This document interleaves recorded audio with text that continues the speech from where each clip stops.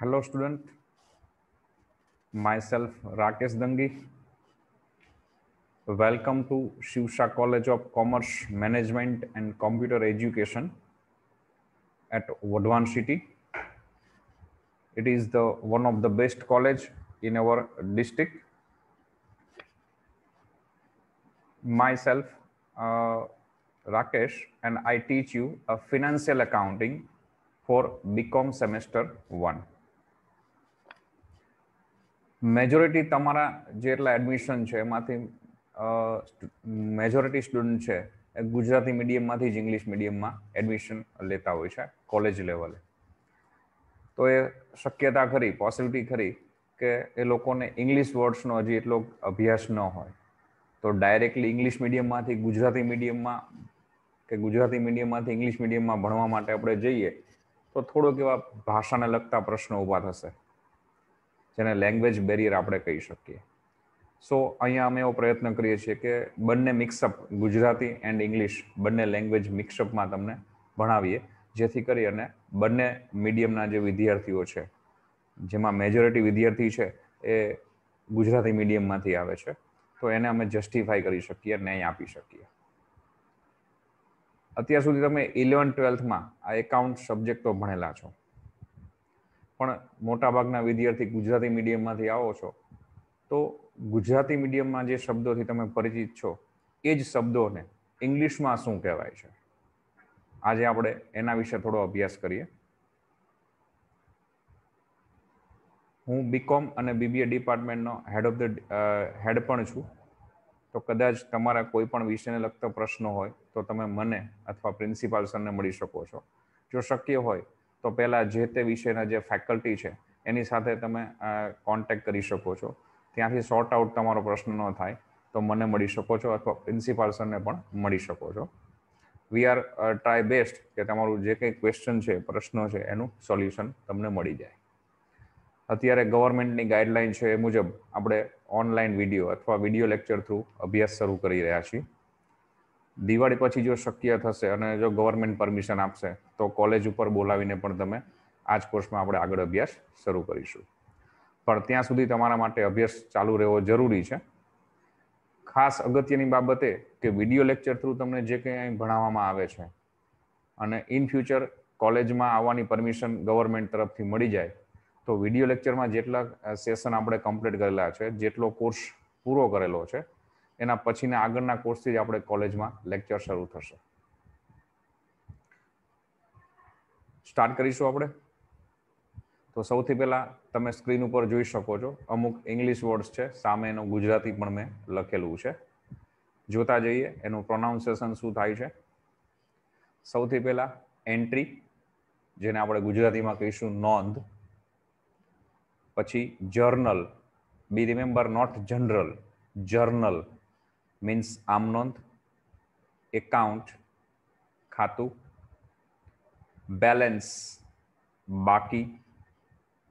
Debit, ઉધાર. Credit, જમા. Laser, ખાતા વહી. સબસિડિયરી બુક્સ, પેટા નોંધો. કેપિટલ, મૂડી. ડેપ્ટ, દેવું.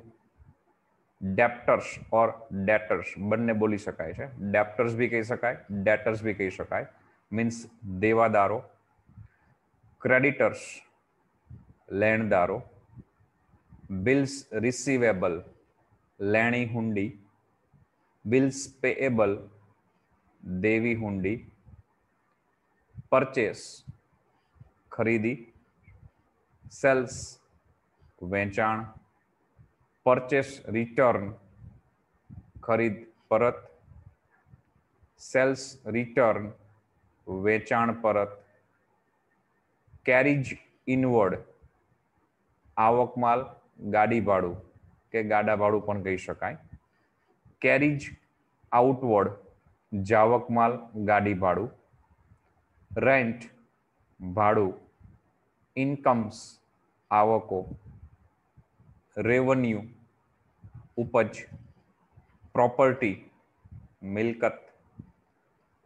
પ્રોફિટ, નફો. લોસ નુકસાન, પાર્ટનર્સ ભાગીદારો, ઓનર માલિક, પ્રોપ્રાઇટર માલિક, બોરોડ એટલે ઉછીનું, કેશ રોકડ, ટ્રેડ વેપાર, ટ્રાયલ બેલેન્સ શીટ કાચું સરવૈયું, ફાઇનલ બેલેન્સ શીટ પાકું સરવૈયું, સેલરી પગાર, ઓક્ટ્રોય જકાત, એસેટ મિલકતો, ફિક્સ્ડ એસેટ્સ કાયમી મિલકતો, કરંટ એસેટ્સ ચાલુ મિલકતો, ઇનવિઝિબલ એસેટ્સ અદ્રશ્ય મિલકતો, ફિક્ટિશિયસ એસેટ્સ અવાસ્તવિક મિલકતો. કાયમી મિલકતો ફિક્સ્ડ એસેટ્સ એટલે કઈ આવી શકે? Land, building, plant machinery, furniture, they all are fixed assets. Current assets ચાલુ મિલકતો જેમાં કેશ, બેંક, ડેપ્ટર્સ એટલે કે દેવાદારો એ આવી શકે. ઇનવિઝિબલ અદ્રશ્ય મિલકતો જેને આપણે જોઈ શકતા નથી, ટચ કરી શકતા નથી, જસ્ટ ફીલ કરી શકીએ છીએ, like goodwill, patent, trademark, copyright, જેની એક વેલ્યુ છે બટ એ તમને ફિઝિકલી ફોર્મમાં જોવા નથી મળતી, તમે એને ટચ નથી કરી શકતા. they are all invisible અદ્રશ્ય મિલકતો. ફિક્ટિશિયસ એસેટ્સ અવાસ્તવિક મિલકતો, ખરેખર વાસ્તવમાં હકીકતમાં એવી કોઈ મિલકત જ ન હોય બટ એ ઓવર એક્સપેન્સ થયેલો છે અથવા નંબર ઓફ યર્સ માટેનો એક્સપેન્સ એક સાથે પે થયેલો છે તો એને ડિવાઇડેશનમાં કરીને રિટર્ન ઓફ એક્સપેન્સ જે છે, નહીં માંડી વાળેલ ખર્ચ, return to be return off, એ બધા ડેટા અહીંયા લખાય છે જેમાં પ્રિલિમરી એક્સપેન્સ એટલે પ્રાથમિક ખર્ચ, profit and loss account, debit balance, debenture discount એટલે કે ડિબેન્ચરનો વટાવ, આ બધા ડેટા એમાં આવી શકે.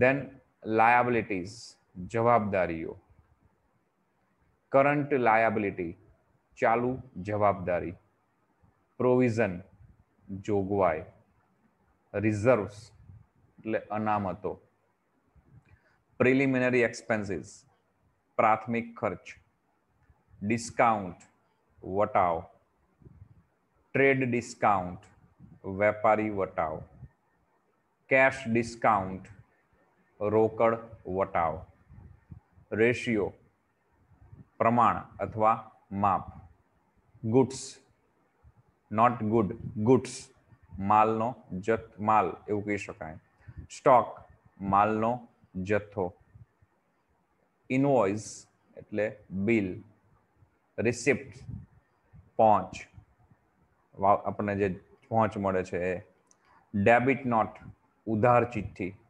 ક્રેડિટ નોટ જમા ચિઠ્ઠી, ગુડવિલ પાઘડી, રિટર્ન ઓફ માંડી વાળવું, આઉટસ્ટેન્ડિંગ એક્સપેન્સ ચૂકવવાનો બાકી ખર્ચ, પ્રીપેડ એક્સપેન્સ અગાઉથી ચૂકવેલ ખર્ચ, રિસીવડ ઇન એડવાન્સ અગાઉથી મળેલ, એડજસ્ટમેન્ટ હવાલો, એક્સપેન્સીસ ખર્ચાઓ.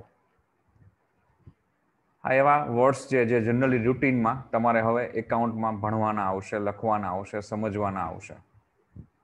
તો અહીંયાનું લિસ્ટ આપેલું છે. આ સિવાયના પણ નંબર ઓફ વર્ડ્સ છે જે તમારે પ્રેક્ટિકલ તમે જ્યારે ભણશો એકાઉન્ટ ત્યારે શીખવાના આવશે, સમજવાના આવશે. તો તમે આની યાદી કન્ટિન્યુ કરી શકો છો. બેટર વે કે તમે આની એક સ્પેશિયલ અલગથી નોટબુક બનાવો અને નોટમાં આને નોંધ કરી લેશો, જો ઇન ફ્યુચર તમને યુઝફુલ રહેશે.